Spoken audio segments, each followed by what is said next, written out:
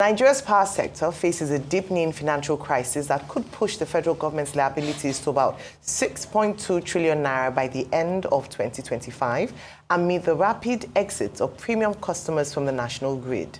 The government is already struggling with a 4 trillion naira legacy debt to generation companies, that's Gencos, while new arrears have risen to 1.6 trillion naira as of August 2025 and are projected to hit 2.2 trillion naira by December.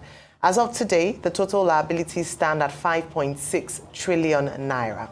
With the exits, the government faces about 200 billion naira tariff shortfall monthly, as the current administration has been unable to keep to promises on the frozen electricity tariff.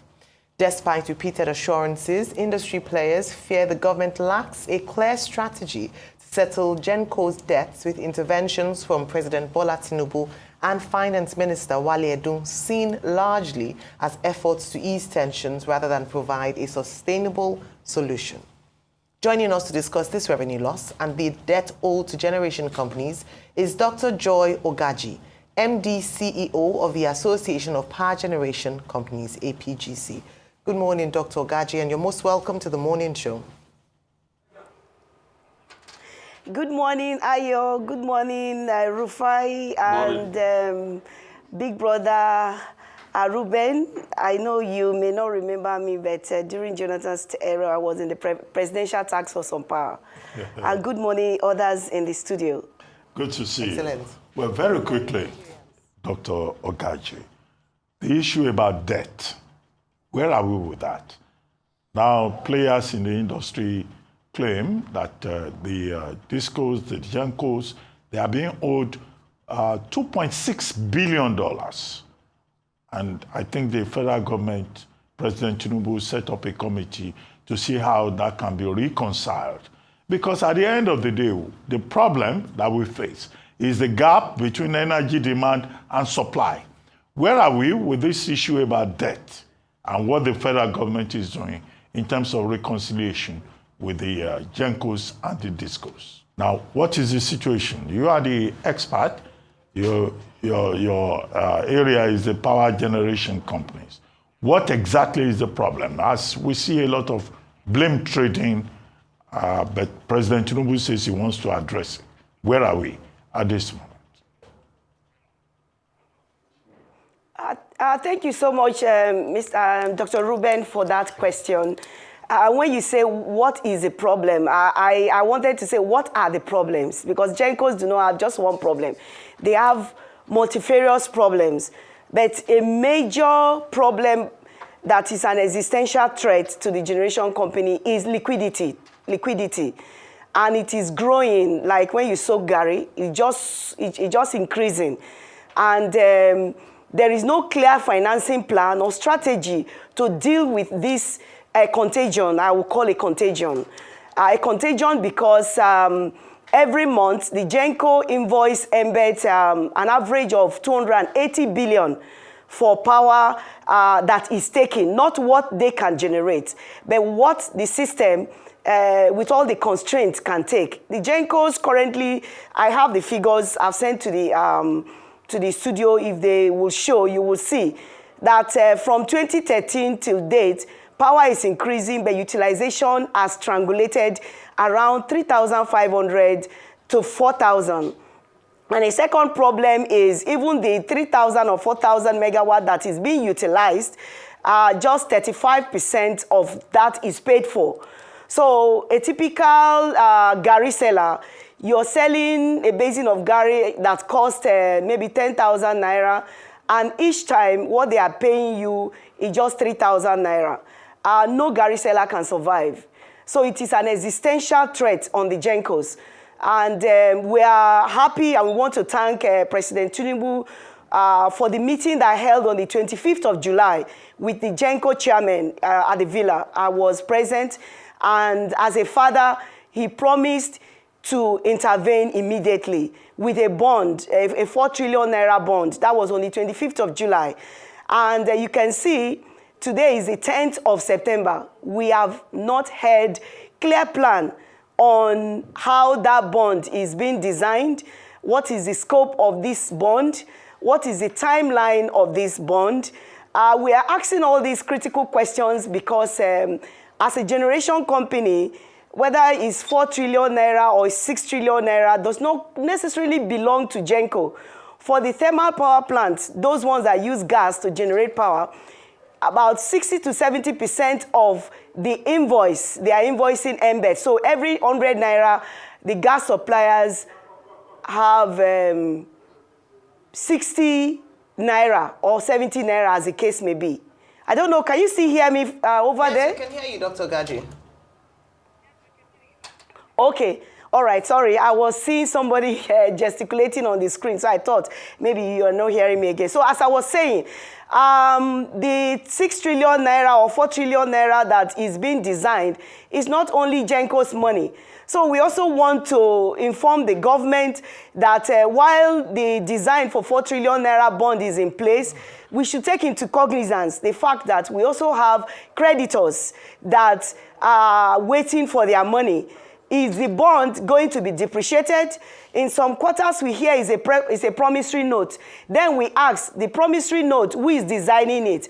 Because our research shows that from the DMO office, that is the Debt Management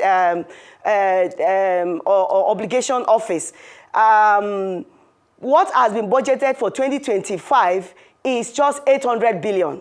So if you look at, remember I said, every month, we are invoicing 280 billion per month. So if the DMO has only earmarked 800 billion for this year, then telling us that you will pay our debt through promissory note is not tenable at all. Because 800 billion, one, promissory note, as you all may know, it is designed for all government creditors, not just Gencos. Okay. Let's also, just for purposes of the discussion, assume that the 800 billion is designed specifically for Gencos. That is not enough. Ogaji. But the DMO design, yes, sir. Yes, ma'am. Okay, sorry. Okay, thank you so much. I know there's so much to talk about, and I definitely understand, or just for the management of our time, I just wanted to puncture in there and just ask. So I refer back to the meeting you had with the president. And even though you spoke very glowingly about him and the meeting and the outcome of the meeting, however, the challenge is implementation, because the bond that he promised would be issued has not been done. Was there a timeline made for the promises that were given by the president? And then, in the event that this doesn't happen, because we know the state of the economy, we know the state of when it comes to debt, and we've been talking about debt a lot of times, perhaps not wanting to enter into more debt. What are the alternatives? Is there anything that can be done? Or we are in dire straits if the president does not fulfill his promise to issue bonds? Thank you so much, Ayo, for that question. Yes, I have to speak gloriously, because when a father who has all the authority and all the capability to resolve your problem promises you that he will fix it in a few weeks and that approval has been given for the bond. If you recall, about a month or less than a month ago, FEC, the CME, that's the Coordinating Minister of the Economy, came out after a FEC meeting and announced that FEC has approved for the payment of the Gencos money. Now, we also wanted to know what was approved. Is it the full 4 trillion naira that was legacy or the growing one? Until now, all effort to get better clarity has not succeeded.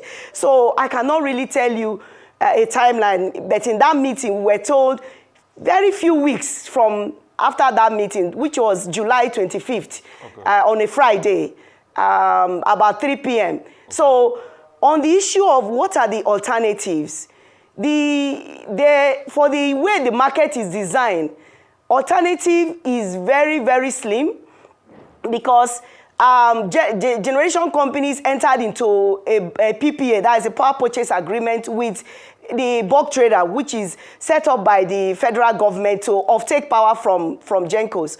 And being a trader, is supposed to trade this power it has taken and pay us back. But from inception till date, NBET has not been able to pay fully for the power it has taken.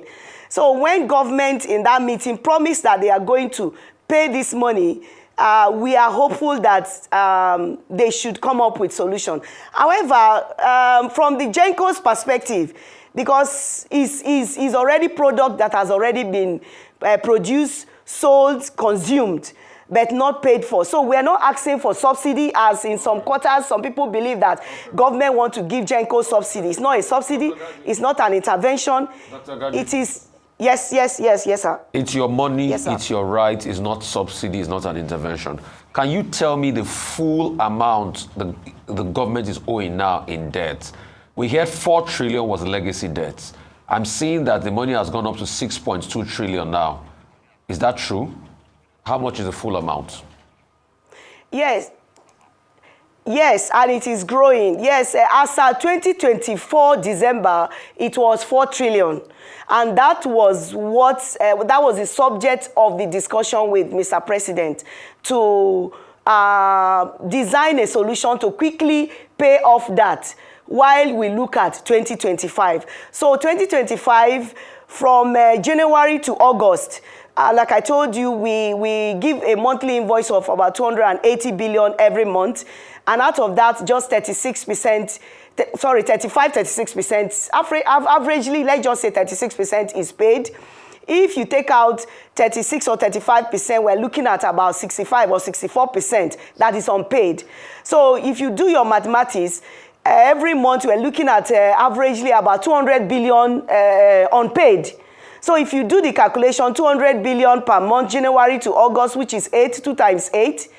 So you can see that it's already 1.6. 1.6 to 4 trillion is, we're looking at, as at August ending, we're looking at about 5.6. So the projection is by December, we will be exceeding 6 trillion and above. So as at calculating today, at that the money the 200 government, billion per month. As at today, the money the government is owing the generation companies as at August, not the end of September, as at August, is 5.6 trillion. That's it, right? Yes. Okay. Yes. All right. Thank Well, you. thank you so much for Yes, your time with us today, Dr. Joy Ogaji.